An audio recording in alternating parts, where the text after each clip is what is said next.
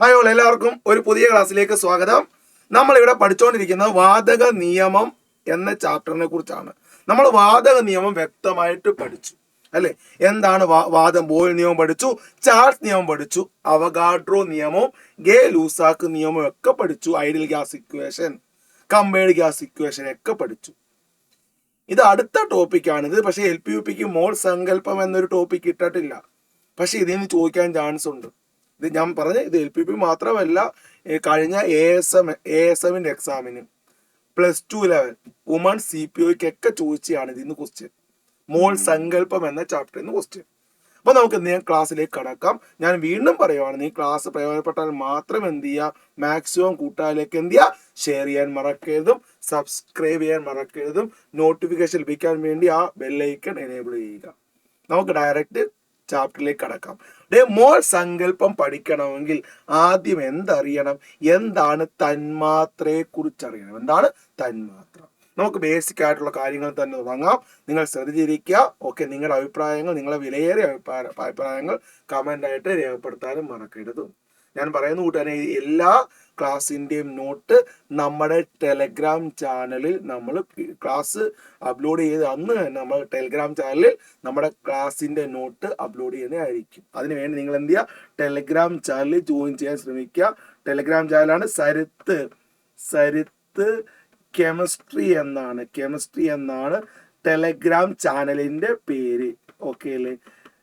Chemistry എന്നാണ് Telegram ചാനലിൻ്റെ പേര്. സരിത്ത് കെമിസ്ട്രി എന്നാണ് ടെലഗ്രാം ചാനലിന്റെ പേര്. ആ ചാനൽ ജോയിൻ ചെയ്യാൻ ശ്രമിക്കാം. നമുക്ക് ക്ലാസ്സിലേക്ക് കടക്കാം. എന്താണ് മോൾ സങ്കല്പം? അതിനു മുന്നേ എന്താണ് തന്മാത്ര? എന്താ മക്കളെ തന്മാത്ര?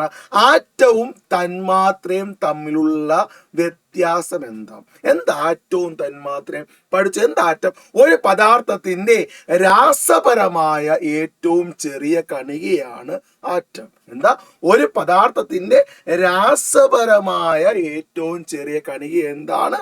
ആറ്റമാണെങ്കിൽ ഒരു പദാർത്ഥത്തിന്റെ ഭൗതികപരമായ ഏറ്റവും ചെറിയ കണികയാണ് എന്ത്?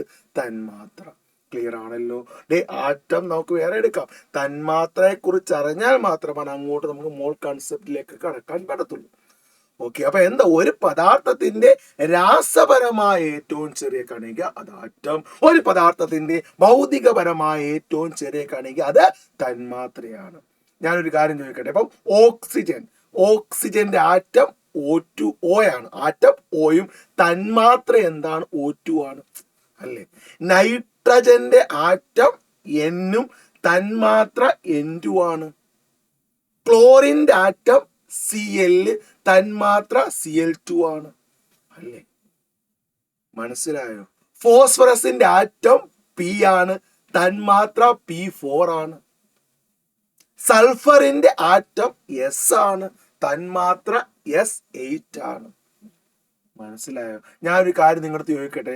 ഓക്സിജൻ O എന്ന അവസ്ഥയിൽ അത് സ്റ്റേബിൾ ആണോ, ഉള്ളതാണോ? ഓക്സിജൻ O എന്ന ആ അവസ്ഥയിൽ ഓക്സിജൻ സ്റ്റേബിൾ ആണോ? അല്ല, ഓക്സിജൻ സ്റ്റേബിൾ ആയത് O2 എന്ന അവസ്ഥയിലാണ്. മനസ്സിലായോ? ഹൈഡ്രജൻ സ്റ്റേബിൾ ആയ അവസ്ഥയാണ് H2 അല്ലെ? H എന്ന അവസ്ഥയിൽ ഹൈഡ്രജൻ സ്റ്റേബിൾ അല്ല, H2 എന്ന അവസ്ഥയിൽ ഹൈഡ്രജൻ സ്റ്റേബിൾ ആണ്. ഓക്കെ, N എന്ന അവസ്ഥയിൽ നൈട്രജൻ സ്റ്റേബിൾ ആണോ? അല്ല, അൺസ്റ്റേബിൾ ആണ്. എന്നാൽ N2 ആണെങ്കിൽ നൈട്രജൻ സ്റ്റേബിൾ ആണ്. മനസ്സിലായോ? അപ്പൊ നമുക്ക് ഒരു ഡെഫിനിഷനും കൂടെ പറയാം. സ്വതന്ത്രമായും സ്ഥിരമായും നിൽക്കാൻ കഴിയുന്ന ഏറ്റവും ചെറിയ കണിക. സ്വതന്ത്രമായും സ്ഥിരമായും നിൽക്കാൻ കഴിയുന്ന ഏറ്റവും ചെറിയ കണിക എന്താണ്? തന്മാത്രയാണേ. ഇപ്പൊ ഞാൻ പറയാം, ഹീലിയം He. ഹീലിയത്തിന്റെ പ്രത്യേകത? ഹീലിയം, നിയോൺ, ആർഗൺ ഒക്കെ എന്താണ്? അലസവാതകമാണ്. അലസവാതകങ്ങൾ ഓൾറെഡി മക്കളെ? സ്റ്റേബിൾ ആണ്. അതുകൊണ്ടല്ലേ അവന്മാര് അലസവാതകം എന്ന് വിളിക്കാൻ കാരണം. അവന്മാരാരുമായിട്ടൊന്നും എന്ത് ചെയ്യത്തില്ല, പ്രവർത്തിക്കത്തില്ല. കാരണം നമുക്കറിയാം, ഒരാറ്റം രാസപ്രവർത്തനത്തിൽ ഏർപ്പെടുന്ന എന്തിനാ? സ്ഥിരത കൈവരിക്കാൻ വേണ്ടി അല്ലെ? ഏതൊരാറ്റവും ആയിക്കോട്ടെ രാസപ്രവർത്തനത്തിൽ ഏർപ്പെടാൻ കാരണം എന്താ മക്കളെ? അവൻ സ്റ്റേബിൾ ആകാൻ വേണ്ടി. മനസ്സിലായോ? കാരണം ഹീലിയം, നിയോൺ, ആർഗൺ ഒന്നും അങ്ങനൊന്നും ആരുമായിട്ട് എന്ത് ചെയ്യത്തില്ല, അവന്മാർ അങ്ങനെ ആരുമായിട്ട് പ്രവർത്തിക്കത്തില്ല. അവന്മാർ ഓൾറെഡി സ്റ്റേബിളാ. അതുകൊണ്ട് തന്നെ അലസവാതകത്തിന്റെ ആറ്റവും തന്മാത്രയും അത് തന്നെ. ഹീലിയത്തിന്റെ ആറ്റം He, തന്മാത്ര He. നിയോണിന്റെ ആറ്റം Ne, തന്മാത്ര Ne. അതല്ലേ സ്വതന്ത്രമായും സ്ഥിരമായും നിൽക്കാൻ കഴിയുന്ന ഏറ്റവും ചെറിയ കണിക എന്താണ്? തന്മാത്രയാണ്. സെറ്റ് ആണോടെ? ഓക്കെ അല്ലേ? ഇനി അടുത്തൊരു ഡെഫിനേഷൻ ഉണ്ട്. ഒരു പദാർത്ഥത്തിന്റെ എല്ലാ ഗുണവുമുള്ള അടിസ്ഥാന കണിക. ഒരു പദാർത്ഥത്തിന്റെ എല്ലാ ഗുണവുമുള്ള അടിസ്ഥാന കണിക അതും എന്താണ്? തന്മാത്രയാണ്. പ്രപഞ്ചത്തിന്റെ ഇഷ്ടിക എന്നറിയപ്പെടുന്ന എന്താണ്? തന്മാത്രയാണ്. മനസ്സിലായോ? എന്താ തന്മാത്ര ഡെഫിനിഷൻ ഒന്ന് പറഞ്ഞേ മക്കളെ. സ്വതന്ത്രമായും സ്ഥിരമായും നിൽക്കാൻ കഴിയുന്ന ഏറ്റവും ചെറിയ കണിക. ഞാൻ പറഞ്ഞ ഓക്സിജൻ O എന്ന അവസ്ഥയിൽ സ്റ്റേബിൾ അല്ല, O2 എന്ന അവസ്ഥയിൽ സ്റ്റേബിൾ ആണ്. നൈട്രജൻ N എന്ന അവസ്ഥയിൽ സ്റ്റേബിൾ അല്ല, N2 എന്ന അവസ്ഥയിൽ സ്റ്റേബിൾ ആണ്. ഓക്കെ.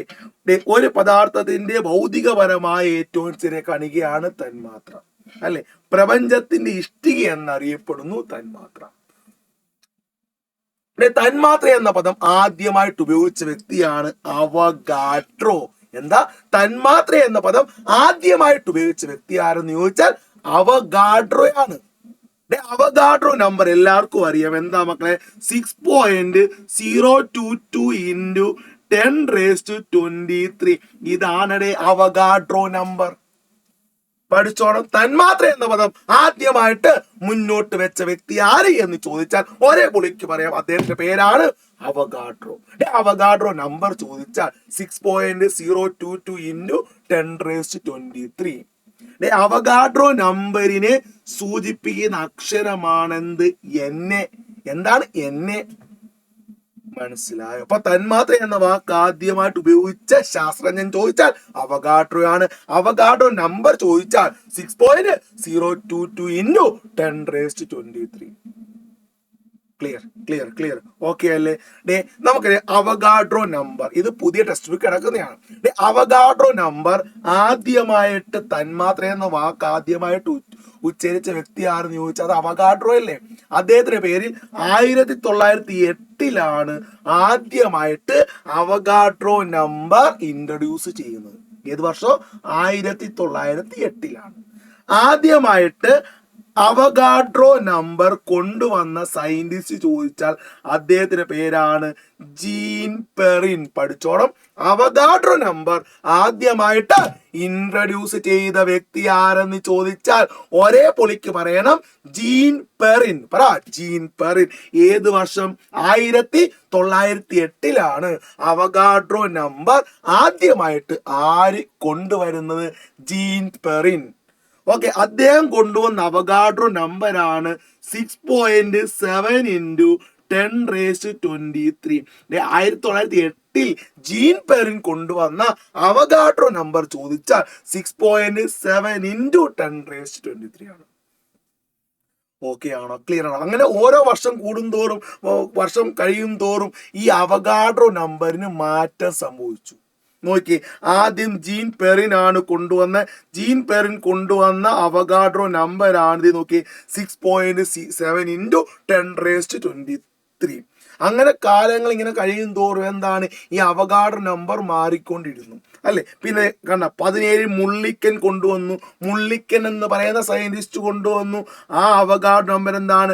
6.064 into 10⁻23 ആണ്. അങ്ങനെ കാലക്രമേണ ഇങ്ങനെ അവഗാഡ്രോ നമ്പറിന് മാറ്റം സംഭവിച്ചുകൊണ്ടിരുന്നു. എന്നാൽ നമ്മൾ ഇപ്പോൾ ഉപയോഗിക്കുന്ന അവഗാഡ്രോ നമ്പറാണ് 6.0221339. എന്താണ്? 6.0221339 into 10⁻23 എന്ന നമ്പറാണ് നമ്മൾ ഇപ്പോൾ ഉപയോഗിക്കുന്നത്. ഇതിന് നമുക്ക് 6.022 into 10⁻23 എന്ന് പറയാം. നമ്മൾ ഇപ്പോൾ ഉപയോഗിക്കുന്ന അവഗാഡ്രോ നമ്പറാണ് 6.022 ഇൻറ്റു 10⁻23. ഈ നമ്പർ കൊണ്ടുവന്ന വ്യക്തിയുടെ പേരും കൂടെ ഒന്ന് ഓർത്തോണം. അദ്ദേഹത്തിന്റെ പേരാണ് ഡി ബിയേവർ. ഡി ബിയേവർ എന്ന് പറയുന്ന, ബിയേവർ എന്ന് പറയുന്ന സയന്റിസ്റ്റ് ആണ് നിലവിൽ നമ്മൾ ഉപയോഗിക്കുന്ന അവഗാഡ്രോ നമ്പർ കൊണ്ടുവന്നത്. ഇത്രയും കാര്യം ഒന്ന് ഓർത്തു വെക്കാലോ. ആദ്യത്തതും ഇപ്പോഴത്തെ ഒന്ന് ഓർത്തു വെച്ചാൽ മതി. ആദ്യം കൊണ്ടുവന്നത് ജീൻ പെറിൻ ആണ്. ഇപ്പോൾ ബിയേവർ ആണ്. ബിയേവർ കിടപ്പോൾ നോക്കണം. ബിയേവർ. ഇപ്പോഴത്തെ അവഗാഡ്രോ നമ്പർ നമുക്കറിയാം 6.0221339. എന്താ? 6.0221339 ഇൻറ്റു 10⁻23. ഓക്കെ, ആദ്യത്തെ എന്തായിരുന്നു? 6.7 ഇൻറ്റു 10⁻23. ക്ലിയർ ആയെന്ന് വിശ്വസിക്കുന്നു. ഓക്കെ അല്ലേ? ക്ലിയർ ആണോ? അപ്പൊ അവഗാഡ്രോ നമ്പറിനെ സൂചിപ്പിക്കുന്ന അക്ഷരം എന്താണ് മക്കളെ? എന്താണ്? ആണ്. എന്ന് ഞാൻ പറഞ്ഞു. ഇനി ഞാൻ ചോദിക്കാം, എന്താ മോളെ മോൾ എന്ന് വെച്ചാൽ എന്താ? മോള് നമുക്കറിയാം കെമിസ്ട്രിയിൽ ഒരു പദാർത്ഥത്തിന്റെ അളവ് പ്രസ്താവിക്കുന്ന SI യൂണിറ്റ് ആണ് മോൾ. എന്താണ്? കെമിസ്ട്രിയിൽ ഒരു പദാർത്ഥങ്ങളുടെ അളവ് പ്രസ്താവിക്കുന്ന SI യൂണിറ്റ് ആണ് മോൾ എന്ന് പറയുന്നത്. ഓരോന്നിനും ഓരോ യൂണിറ്റ് ഇല്ലേ? ഇപ്പൊ നമ്മുടെ കടയിൽ പോയി സാധനം അളക്കുന്നു അല്ലേ? മാസിന്റെ യൂണിറ്റ് കിലോഗ്രാം.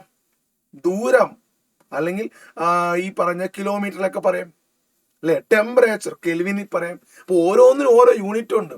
കെമിസ്ട്രിയിൽ ഒരു വസ്തുവിന്റെ അളവ് പ്രസ്താവിക്കുന്ന യൂണിറ്റ് SI യൂണിറ്റ് ആണ് മോൾ എന്ന് പറയുന്നത്. എന്താ മോൾ? അപ്പൊ എന്താ മോള് നോക്കി, ആറ്റത്തിലെ അതിസൂക്ഷ്മ കണികകളുടെ എണ്ണത്തെ കുറിക്കുന്ന യൂണിറ്റ് ആണ് മോൾ എന്ന് പറയുന്നത്. ഒരു മോൾ എന്ന് പറയുന്നത് പഠിച്ചോ, ഒരു മോൾ എന്ന് പറയുന്നത് 6.022 ഇൻറ്റു 10⁻23 ആയിരിക്കും. എന്ന് വെച്ചാൽ it is equal to Avogadro number. അപ്പൊ ഒരു മോൾ എന്ന് പറയുന്നത് 6.022 ഇൻറ്റു 10⁻23 ആയിരിക്കും. That is Avogadro number. ഈ അവഗാഡ്രോ നമ്പറിനെ സൂചിപ്പിക്കുന്ന അക്ഷരമാണെന്ത്? എന്നെ. ക്ലിയർ ആയെന്ന് വിശ്വസിക്കുന്നു. ഓക്കെ, അപ്പൊ ആദ്യമായിട്ട് ഈ അവഗാഡ്രോ നമ്പർ ഇൻട്രൊഡ്യൂസ് ചെയ്ത വർഷം ചോദിച്ചാൽ 1908 അല്ലെ? ആരാണ്? ജീൻ പെറിൻ എന്ന് പറയുന്ന സയന്റിസ്റ്റ് ആണ് അല്ലെ? ഓക്കെ, അപ്പോഴത്തെ അവഗാഡ്രോ നമ്പർ 6.7 ഇൻറ്റു 10⁻23 തന്നെയാണ്. എന്നാൽ കാലക്രമേണ ഓരോ വർഷം കഴിയുന്തോറും ഈ പല സയന്റിസ്റ്റുമാർ ഈ നമ്പർ എന്താണ്, പുതിയ അവഗാഡ്രോ നമ്പർ എന്ത് ചെയ്തു? കണ്ടെത്തി. ഓക്കെ, എന്നാൽ നിലവിൽ 2001 നിലവിൽ നമ്മൾ ഉപയോഗിക്കുന്ന അവഗാഡ്രോ നമ്പറാണ് 6.0221339 ഇൻറ്റു 10⁻23. നമുക്ക് ഈ മൂത്രേ മതി. 6.022 ഇൻറ്റു 10⁻23. ഇത് കണ്ടെത്തിയ വ്യക്തി ബിയേവർ. ക്ലിയർ ആണോ? ഒരു മോൾ എന്ന് വെച്ചാൽ അവഗാഡ്രോ നമ്പർ. ഇനി അന്താരാഷ്ട്ര മോൾ ദിനം 10ാം മാസം 23-ാം ദിവസം. എന്താ? 10ാം മാസം 23-ാം ദിവസം എന്ന് വെച്ചാൽ ഒക്ടോബർ 10ാം മാസം എന്നാണ്? ഒക്ടോബർ 23 അന്താരാഷ്ട്ര മോൾ ദിനം. അന്താരാഷ്ട്ര മോൾ ദിനം ഒക്ടോബർ 23. എത്ര മണി മുതൽ നോക്കിയേ? 6.02 AM മുതൽ, രാവിലെ 6:02 AM മുതൽ വൈകുന്നേരം 6:02 PM വരെയാണ് അന്താരാഷ്ട്ര മോൾ ദിനമായിട്ട് നമ്മൾ ആചരിക്കുക. ഞാൻ ഒന്നും കൂടെ പറയാം. അന്താരാഷ്ട്ര മോൾ ദിനം ഒക്ടോബർ 23. എവിടെ നിന്ന് കിട്ടി? ഇത് മൊത്തം നമുക്ക് ഈ നമ്പറിൽ നിന്ന് കിട്ടി. 6.022 ഇൻറ്റു 10⁻23. ഈ നമ്പർ കൊണ്ടുവന്ന വ്യക്തി ബിയേവർ ആണ്. 2001 സെറ്റ് ആണെന്ന് വിശ്വസിക്കുന്നു. അപ്പം അന്താരാഷ്ട്ര മോൾ ദിനം ഒക്ടോബർ 23. ഓക്കെ, രാവിലെ 6:02 AM മുതൽ വൈകുന്നേരം 6:02 PM വരെ. എന്നാൽ പഠിച്ചോണം, അന്താരാഷ്ട്ര ഓസോൺ ദിനം ഒന്ന് പറഞ്ഞ്. സെപ്റ്റംബർ 16 അന്താരാഷ്ട്ര ഓസോൺ ദിനം. ഇത് രണ്ടും ഓർത്തോണം. അന്താരാഷ്ട്ര മോൾ ദിനം ചോദിച്ചാൽ ഒക്ടോബർ 23, അന്താരാഷ്ട്ര ഓസോൺ ദിനം ചോദിച്ചാൽ സെപ്റ്റംബർ 16. ക്ലിയർ ആയെന്ന് വിശ്വസിക്കുന്നു. ഓക്കെ അല്ലേ? ഇനി ഈ തന്മാത്രകളെ പ്രധാനമായിട്ടും മൂന്നായി തിരിക്കാം. മൂന്നായിട്ട്. ഒന്ന് ഏകാറ്റോമിക തന്മാത്ര, രണ്ട് ദ്വയാറ്റോമിക തന്മാത്ര, മൂന്ന് ബഹു അറ്റോമിക തന്മാത്ര. അപ്പൊ തന്മാത്ര എത്രയായി തിരിക്കാം? മൂന്നായിട്ട്. ഏതൊക്കെയാ? ഏകാറ്റോമിക, ദ്വയാറ്റോമിക, ബഹു അറ്റോമിക.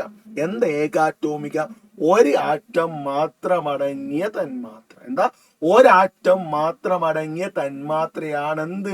ഏകാറ്റോമിക തന്മാത്ര. മനസ്സിലായോ? എല്ലാ അലസവാതകങ്ങളും ഏകാറ്റോമിക തന്മാത്രയാ. എല്ലാ അലസവാതകങ്ങളും ഏകാറ്റോമിക തന്മാത്രയാ. അല്ലേ?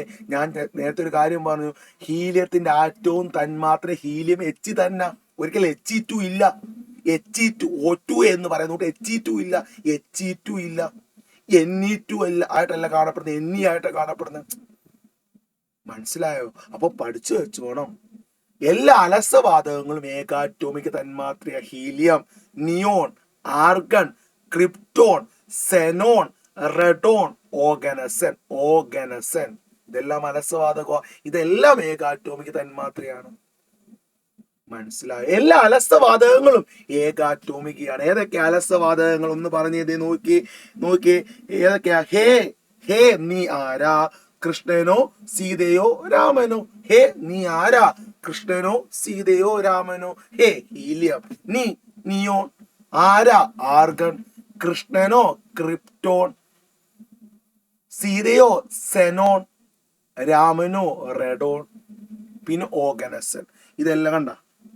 Helium, neon, argon, krypton, xenon, radon, oganesson. ഇതെല്ലാം എന്താണ്? ഏകാറ്റോമിക തന്മാത്ര. ക്ലിയർ ആയെന്ന് വിശ്വസിക്കുന്നു. ഓക്കെ. പിന്നെ എല്ലാ ലോഹങ്ങളും, ഇപ്പൊ സോഡിയം ഏകാറ്റോമിക. കാരണം സോഡിയം ഒരിക്കലും Na2 എന്ന് നമ്മൾ പറയാറില്ല. പൊട്ടാസ്യം K, അയൺ Fe, അല്ല ഇരുമ്പ് Fe. ഇപ്പൊ എല്ലാ ലോഹങ്ങളും എല്ലാ അലസവാതകവും ഏകാറ്റോമിക തന്മാത്രയാണെന്ന് നിങ്ങൾ പഠിച്ചു വെച്ചോണം. ഇനി എന്താ ദ്വയാറ്റോമിക തന്മാത്ര? ഒരാറ്റം മാത്രമാണെങ്കിൽ ഏകാറ്റോമിക ആണെങ്കിൽ, രണ്ടാറ്റമാണെങ്കിൽ അത് ദ്വയാറ്റോമികയാണ്. എക്സാമ്പിൾ നമുക്ക് O2. എന്താ? ഒരു മിനിറ്റ്. എക്സാമ്പിൾ എന്താണ്? O2, N2 കണ്ട? H2. ഓക്കെ. അതുകൂടെ നോക്കിയേ Br2, HCl. രണ്ടാറ്റം. ഏതൊക്കെയാ? ഹൈഡ്രജനും ക്ലോറിനും. അല്ലേ? അതുകൂട്ടി HF, രണ്ടാറ്റം, ഹൈഡ്രജനും ഫ്ലൂറിനും. അങ്ങനെ രണ്ടാറ്റം വരികയാണെങ്കിൽ അത് ദ്വയാറ്റോമികയാണ്. എന്നാൽ രണ്ടിൽ കൂടുതലാണെങ്കിൽ, രണ്ടിൽ കൂടുതൽ എത്ര വന്നാലും അതെന്താണ്? ബഹു അറ്റോമിക തന്മാത്രയാണ്. ഉദാഹരണം ഞാൻ പറയാം. രണ്ടിലധികം എന്ത് വന്നാലും അതെന്താണ്? ബഹു അറ്റോമിക തന്മാത്രയാണ്. ക്ലിയർ ആണോ? ഉദാഹരണം ഫോസ്ഫറസ് P4, 4 ഫോസ്ഫറസ് ഉണ്ട്. സൾഫർ S8, 8 സൾഫർ ചേരുന്നതാണ് ഒരു സൾഫർ തന്മാത്ര. ഓസോൺ O3 ആണ്. മനസ്സിലായോ? ജലം H2O ബഹു അറ്റോമിക. 2 ഹൈഡ്രജനും 1 ഓക്സിജനും. ഇപ്പൊ ക്ലിയർ ആണല്ലോ? ഒരാറ്റം മാത്രമാണെങ്കിൽ അത് ഏകാറ്റോമിക, രണ്ടാറ്റമാണെങ്കിൽ ദ്വയാറ്റോമിക. ഓക്കെ അല്ലേ? സൾഫർ ആണ്. നോക്കിയത് P4 ആണ് മക്കളെ. P4 phosphorus P4, sulphur S8 ആണ്. ഓസോൺ O3 ആണ്. വാട്ടർ H2O ആണ്. 2 ഹൈഡ്രജനും 1 ഓക്സിജനും. ക്ലിയർ ആയെന്ന് വിശ്വസിക്കുന്നു. ഞാൻ ഇത് ബേസ് മാത്രമാണ് ഫസ്റ്റ് ക്ലാസ് എടുത്തത്. അടുത്ത ക്ലാസ് കൊണ്ട് നമുക്ക് എന്താണ് റിലേറ്റീവ് അറ്റോമിക് മാസ് ഒക്കെ നമുക്ക് നെക്സ്റ്റ് ക്ലാസ്സിൽ എന്ത് ചെയ്യാം? എടുക്കാം. അപ്പൊ ഇത്രയും കാര്യങ്ങൾ എല്ലാവർക്കും എന്താണ് മനസ്സിലായെന്ന് വിശ്വസിക്കുന്നു. നമുക്ക് അടുത്ത ക്ലാസ്സിൽ കാണാം. Thank you. ഞാൻ ഒന്നും കൂടെ പറയുകയാണ്, ക്ലാസ് ഇഷ്ടപ്പെട്ടാൽ മാത്രം നിങ്ങൾ എന്ത് ചെയ്യുക? മാക്സിമം കൂട്ടുകാരിലേക്ക് എന്ത് ചെയ്യുക? ഷെയർ ചെയ്യാൻ മറക്കരുതും, സബ്സ്ക്രൈബ് ചെയ്യാൻ മറക്കരുതും. Thank you very much.